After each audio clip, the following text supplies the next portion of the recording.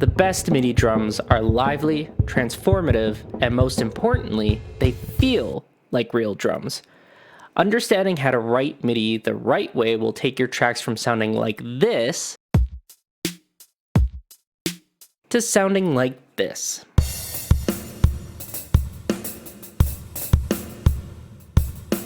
Today, I'm going to show you everything you need to know to take your MIDI drums to the next level, but more on that later. First, I want to go over what not to do. My strong music producers will be able to spot what's wrong with this next clip.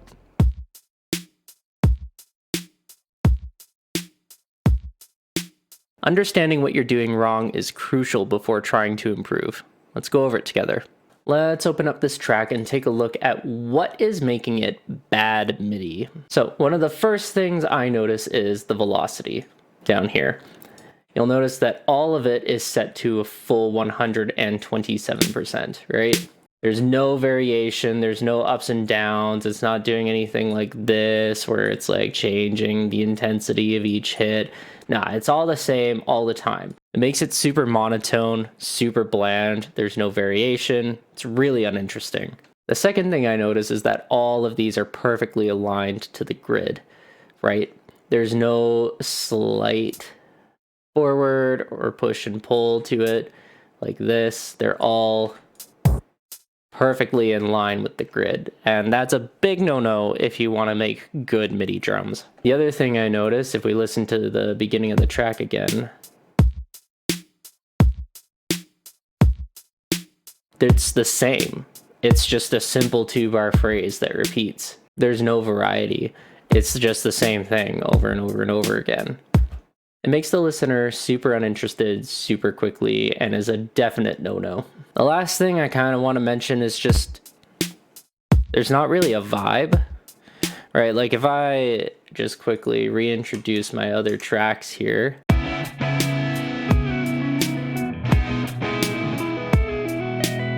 Right? Like it works on a technical level, but it just doesn't vibe. It doesn't match the energy of the rest of the tune.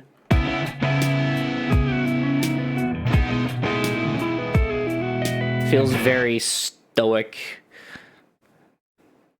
There's just no life to it at all. There's no energy. It isn't vibing. And drums should make you vibe. So to recap, it's the velocity, the over-quantized notes, the lack of variation, and the fact that there's no vibe to this that are making it bad MIDI. So if you've gone over this and now you're feeling stuck and like nothing you're making is sounding right, don't worry. The rest of this video is going to set you up for success and help you start making some bangers. First, let's talk about dynamics and expression. Dynamics and expression is basically just determining how you're playing the instrument, which is just as important as what you're playing.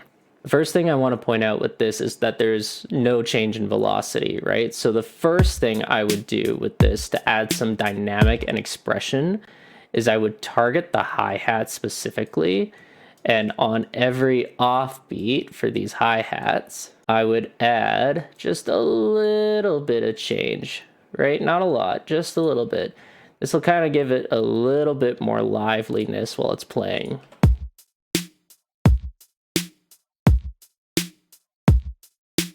You feel how there's that oomph on the downbeat now? Another aspect about this is that the actual sample that's being used isn't changing. So it's important when you're talking about expression that the way you're playing the instrument is changing. An example of this in real life would be if you hit the skin of the snare versus the rim of the snare. Or an example in my actual song here is the ride and the bell.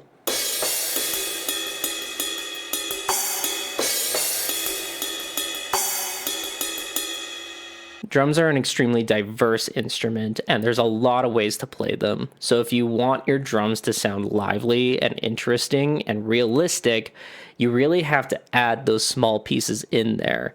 One of the simplest ways to do this is to use different samples of the same part of the drum, like I did for the ride here. You can also do something similar for snares.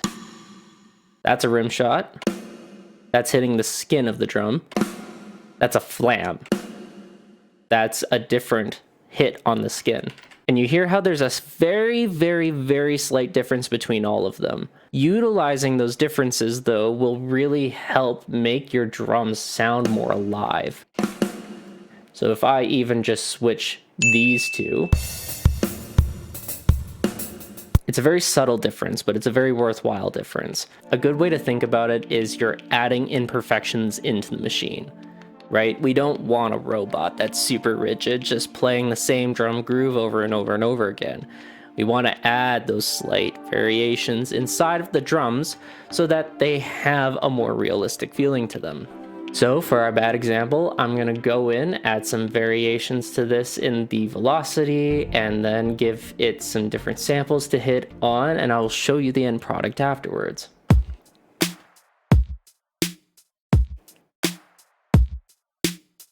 You can already tell that with those slight changes, it's starting to feel a little bit more like something tangible. Hey guys, this is Sam from the future.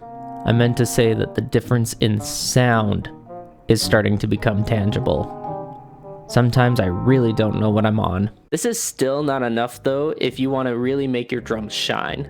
We may have breathed a little bit of life back into this boring beat, but now we need to make it groove. I'm talking about getting rid of the grid. It's really important to understand that MIDI drums are just emulating human drummers, right? It's a replica of what happens in real life. And it's really cool because we can do stuff that you can't see in real life, but it does feel a little bit off when it's too perfect. Human drummers do not play perfectly in time 100% of the time. We have to humanize the beat a little bit to make it feel more realistic and more alive. A lot of DAWs have a functionality to do this automatically. In Reaper, you just select all the notes you want, hit H, and there's this humanize option. Now I'm gonna not do it for velocity, instead I'm gonna do it for timing. Now, I'm gonna just take everything off the grid just a little bit. And if we zoom in, we'll see that the beats are slightly off now. You can also do this by just selecting everything you want to move and moving it ever so slightly off the grid like that.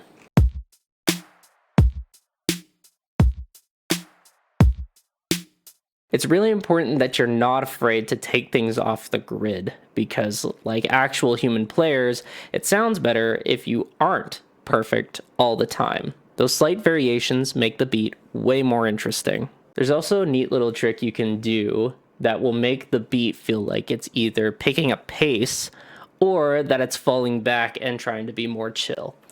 And that is to either make the beat drag or to rush it. Now, if I wanted to make the beat drag, that means that I'm actually falling behind the beat. So if I just take all of my notes here and go back a little bit, like so, I'm playing behind the beat. Now if I turn on the click, this is what it sounds like.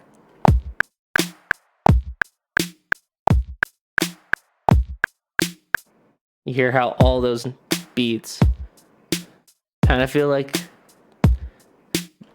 they're falling behind a little bit. They're losing traction. You can make this even more exaggerated the further back you pull. And you don't want to go too far because then it'll just sound like it's hitting somewhere different in the grid. You really want to kind of look at it in between the beats.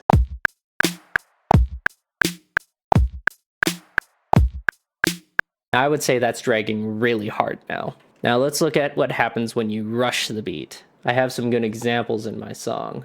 This section of the song is a build-up right before the chorus, and I really wanted to give it the effect that we were anticipating something big coming up. Like it was building a lot of energy. So what I did is I placed the notes ever so slightly ahead of the grid. Right? I rushed the beat a little bit. This is what it sounds like with the click.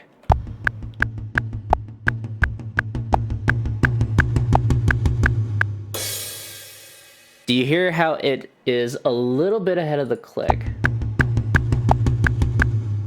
right? It's rushing it. It's making it feel more intense. It's making it feel faster without actually changing the tempo or the time signature. It's a really effective way to give your drums a more realistic feeling while also making it very musical. Groove only happens when you're okay with moving off the grid. All these tiny variations, the push and pulls, the rushes and the drags, make the drums feel and sound amazing. But even this is not enough to make your drums truly banger worthy. For that, you need this last and final tip. You need to add a little spice to life and add in some variety. It is insanely easy to go in and make a 2 or 4 bar loop that repeats forever. That's exactly what I did with this. It took me 2 minutes tops. But what makes drums super interesting is all the small intricacies that evolve over time. Every 4 bars or so, you should be looking at adding even a small change into your drums. Looking at some examples that can be anything as small as when you're hitting the splash cymbal. On here it's on beat 4, on this it's on 2A.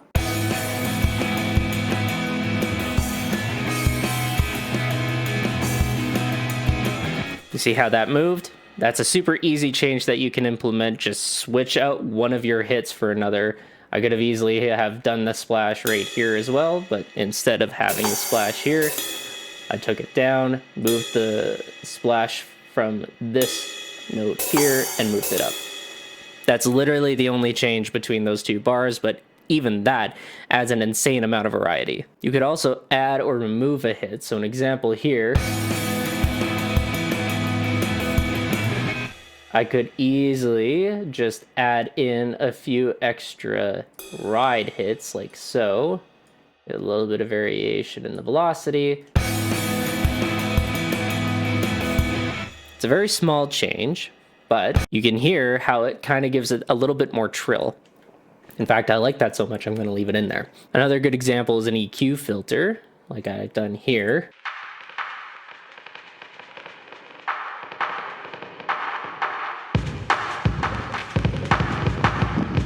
You can tell how the drums just opened up after those 4 bars. You can change the intensity.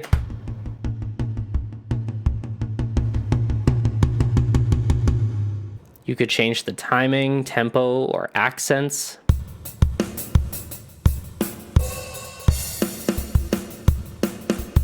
Or you could change the pattern and style completely.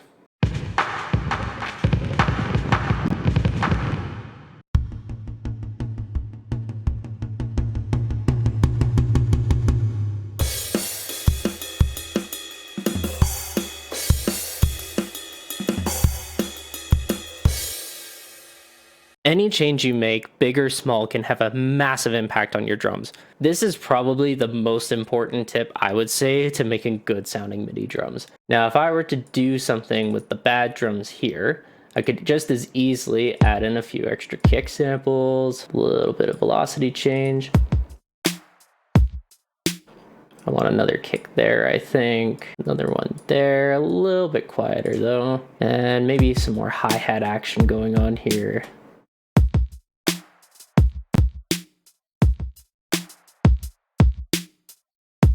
Yeah, that has some groove to it now.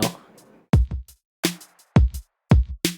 that was only in 2 bars. Like, that is how much change you can throw in to even just 2 bars to make it feel and sound so much better. Variation. It's important. If you employ all these tips, you'll be making praiseworthy beats in no time. But there's one other thing that you should probably keep in mind. The main thing is to not be lazy with your drum MIDI. Drums are meant to be fun, loud, expressive, so don't be afraid to try new things.